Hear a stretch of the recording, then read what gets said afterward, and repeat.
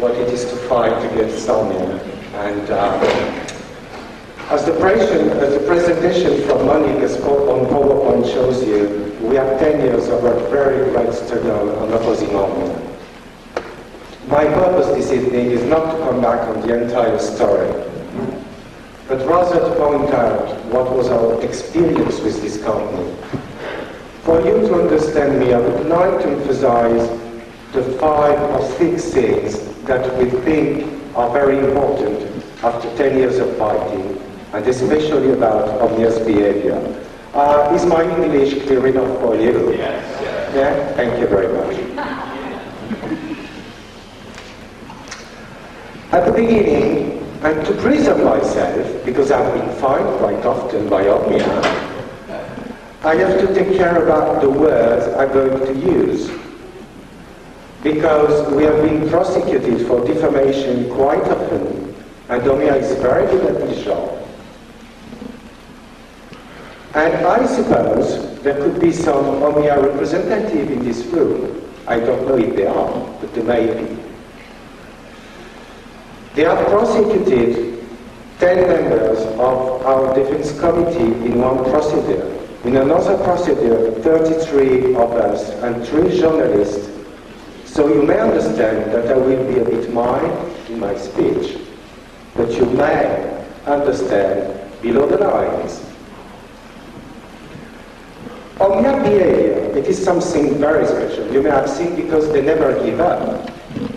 You know, after 10 years of such a struggle with hunger strike, with demonstration, with all what we have done, and then we show a short resume of 10 years, because in half an hour, for a 10-year story, it's a very short story.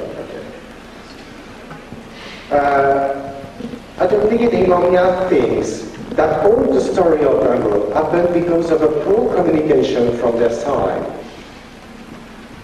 Would you think that a small village like Vingrau could have fought for 10 years, making hunger strike, demonstration, and all what we have done just because of a bad communication? Omya cannot imagine someone thinking differently. At the beginning, they thought it would be just a formality to open a new quarry in Vingrau, and they treated us like a third world country. But in fact, a lot of people of Vingrau, mainly wine growers, found themselves in the fight with many skills and knowledge in many different areas as the fight goes on. To succeed in opening a new mine in Vingrau, Omya people with Omya, the people supporting Omya, do not hesitate to do so many things. And for example, someone, more than one people, put a poster that big of my photography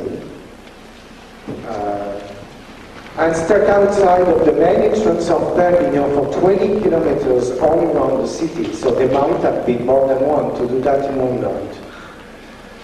And it was Legion. This man is a very dangerous man. Just like in the Western movies, in cowboys movies, when it's written wanted. For 1 month, every morning, I found 1, 2, or 3 flat tires on my car. Never the 4th. But it's very usual, and it's very easy to go to work 25 miles away, when every morning you got from 1 to 3 flat tires. And that was for 1 month every day. I never went to park my car in a private parking, because I wanted my car to stay outside like the other cars. I think it's a public liberty. One day, I was making a photo of a truck accident. A truck accident on the public way. It was a truck from Omya subcontractors, and they just knocked me down, took my camera, and took the road out, because you're not allowed to make photos of accidents by trucks. We had so many accidents. Never was people killed, but it may happen in the future. I've had anonymous phone calls many times, threatening me with death for me and my wife, telling me that they will set my house in fire at 4 o'clock in the morning. This is a very nice situation to live. Obviously, I cannot tell that many of those things were directly made by Omya employees with order from the company. But the question is, who else would be interested in doing that to me? I cannot tell. It was them, because see what I said before at the beginning of my speech. Omya is a very secret company and doesn't talk clearly. I cannot tell that they are liars, because this will lead me where I don't want to go. But as far as I know, and as far as we experience, they are not telling all the truth and only the truth. For example, in our case, they need a supply of 80 cubic meters of water daily to spray on the truck tracks to avoid dust. And we have seen the place is very dry. We have no river, we have no water. Also for giving water to the plant, they put on the berm you have seen, the merdon. And also for the transportation in pipe of the slurry. So during the public inquiry on the files, the produce, they said they were going to make a drill of 270 meters deep down, which is nearly 1,000 feet to get water. The quarry project is located at 230 meters above sea level, so the drill is deeper at the sea level.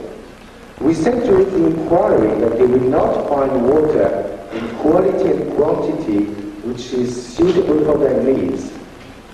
Nobody at this time believed us. They almost laughed at us, just telling we don't know nothing about nothing. They drilled, and they didn't find the water, in quality, not either in quantity. But they are digging and making the excavation without respecting their commitment and neither respecting their authorization. Another example, they have to make a deviation of the road to avoid a small village on their way down to the mainland. The cost of this deviation was estimated to be $1 million and should be normally shared among Omya, the other French company which is exploiting a second bay very near, and the region by public taxes. Finally, at the end, the deviation cost $4 million. Omya paid about $200,000 as previous, and the rest was paid by public taxes. Understand? And Omya always pretend they are very good for development, for the wells, and for taxes. But the taxes, in fact, they use it to make road for the trucks of the quarry. Omya is pretending to create jobs and to create development. That's another trick. In fact, after 10 years of a close encounter with this worldwide company, I can tell you this is not the truth. They are not creating jobs. They are just moving jobs from one side to another. And as technology are evolving, they need less and less jobs. For example, the plant they built in Vingrau can work with only one person on the computer. It's not any job.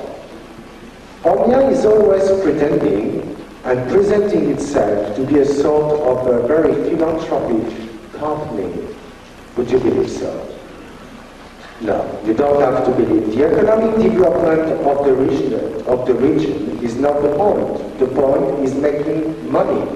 They make a huge amount of money with carbon capture. Also, you have to know, Omya is a very secret company, and this company is not working only on carbon capture. Omya is a company working on genetically engineered food, on computers, agriculture, shipping, pharmaceutical, and chemicals. Is a worldwide company, a very huge one. So mining is just a small activity which Omya is making in more than 35 countries. To open a new site for Omya is not important because they have so many plants all over the world, and you don't have to forget that Omya is the leading company of fillers made of carbon calcium. The only thing Omya doesn't like is to lose a battle somewhere, because this would create a precedent. The example of what we experienced in Vingrau made that very clear. They could have done on another place, or even dig deeper down in Tortabel. But to dig deeper down, it's more expensive, and to move away was not in the plan of Omya, except when they want to, and when they are scheduled to do it. I want to show you some slides. Could you go on the slides? This is the quarry they have been digging in for 30 years in the next village. This photograph has been taken just 15 days ago from a good 10 miles away. So you can see it's a 5 kilometers long scarp, you can say? Scarp. Okay, in the mountain. Next one, please. This is a closer view from 2 kilometers away. Next view. This is a view you have shown on the previous montage, but you see the quarry will just happen just above the cliff, and we go. You see the green triangle of the cliff at the end. It will go up to the very top of the mountain on the left side, and this is just a third of the quarry, but it's very visible from the village. Next one, please. This is another view of, it's very beautiful, and I mean the landscape doesn't deserve to be treated like. Next one. This was a demonstration with the climbers on the cliff of Vingrau in May 19. Next one. That's a demonstration in May 90 again. That's all the people of Vingrau. It's not many people from outside. Next one. Demonstration. This one is in 94. I just took some of them because we have made so many, next one. It's another view of the demonstration in 94. Next one. That's the clearing of the land. It's very important to know because this forest was the remaining forest we had in Vingrau, and it was a protected forest. Next one. It's for you may be silly because you can see the trunk of the trees, they may not be very big for you. Because in Vermont you have such a big forest, but where we live, we don't have any more forest because we had so many fires during ages. And that was a real pity to see these trees just cut down to fill up the land for Omya quarry. Next one. This is a photography made 15 days ago of the plant. So you can see it's a 27,000 square meters. It's a huge one. Next one. That's the starting of the excavation.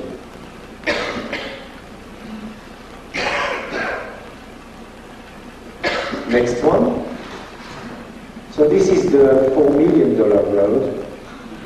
You can see it's a very brilliant road, very nice.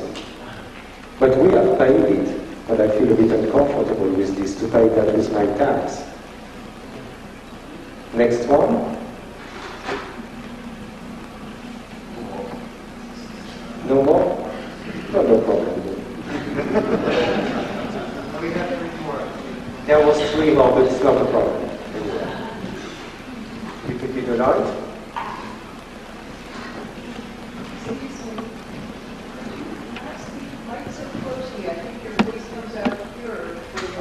Sorry. It's better from here? Okay. Sorry.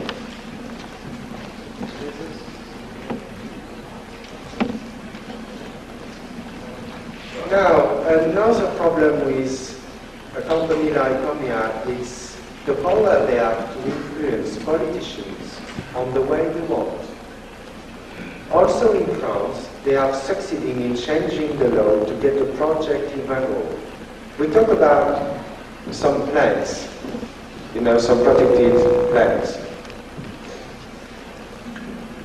I want to go more into this story because it's a very scandalous one. For example, we have some endangered species of plant, and specifically one which is called Buffonia perennis.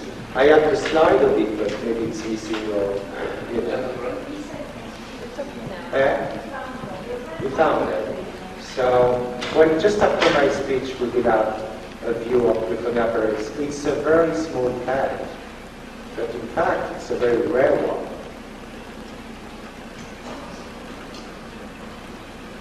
The plant, on the Omya studies, the plant they were located, it's easy to see now.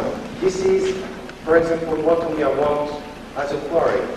They found Buffonia perennis here, there, and there, but never in the middle. And that was a trick, it was not true. Unfortunately for them, we found that there was mainly station on the site, so we asked the judge to come and to visit the site and to make the report.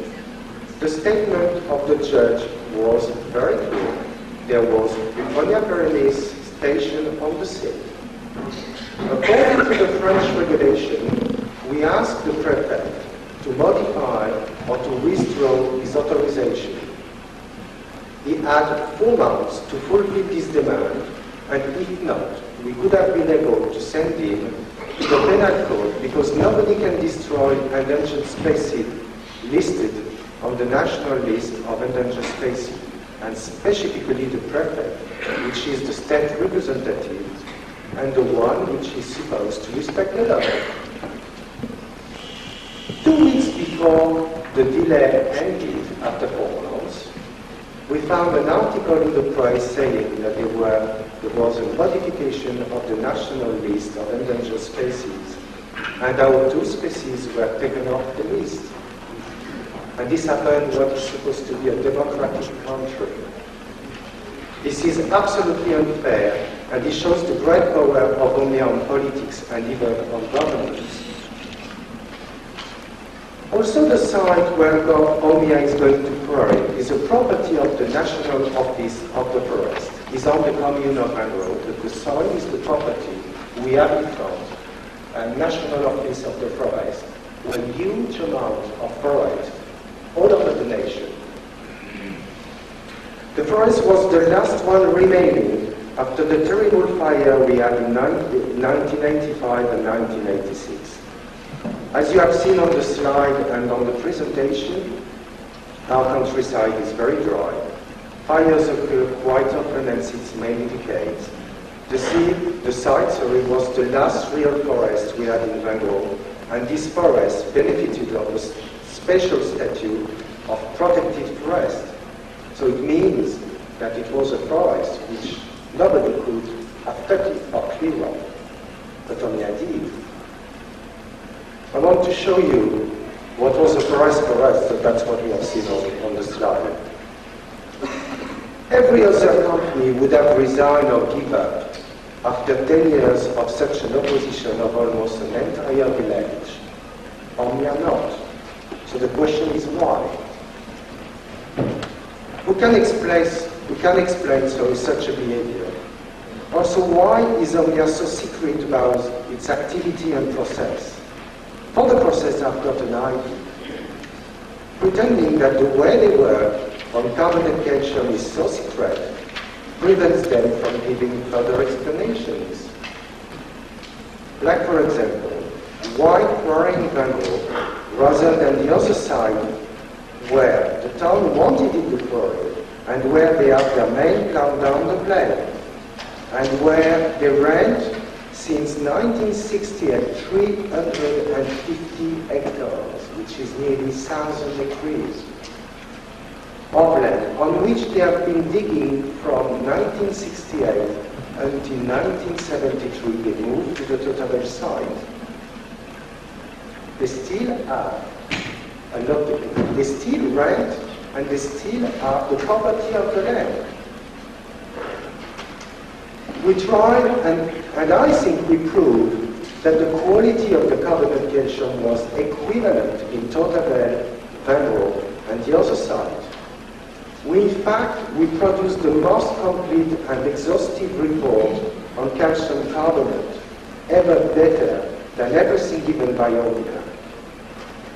Since the beginning, for Omya, there was no alternatives to Vingrau, only Vingrau at the best vein of carbonate calcium.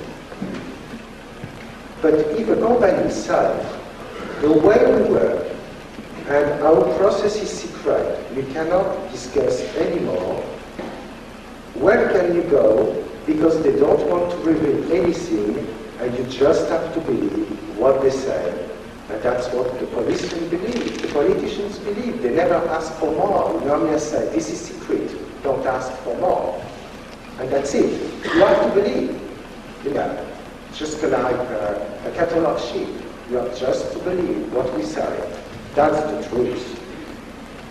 Also, why they still rent the 350 hectares along the same vein if this is not good for quarrying? As you may know, Omya is the world leader in carbonate calcium production, and also this company doesn't want anyone else on its market. That's what they say at the end. When we prove the carbonate calcium was white, good crystallization, good reserve, good supplies for many years, they said, we don't bother.